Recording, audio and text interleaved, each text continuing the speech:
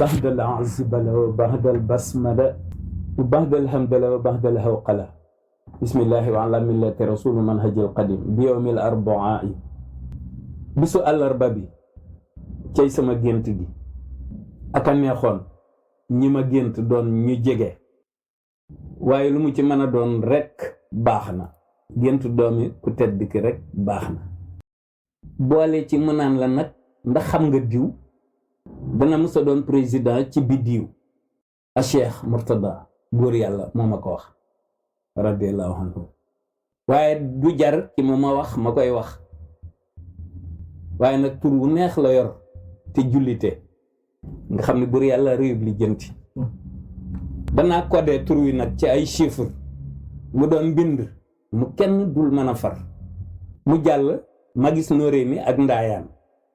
ñu naan ma gembul te bëre ndax yaay daal doomi Sëriñ Tuubaa yi ay yoneen lañ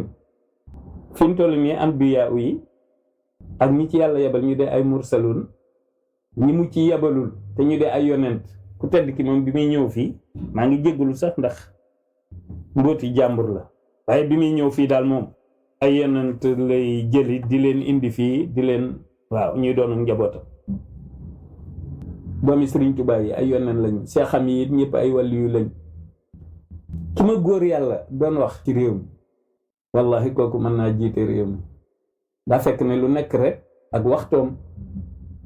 te am na yoo xam ni kenn du ci juum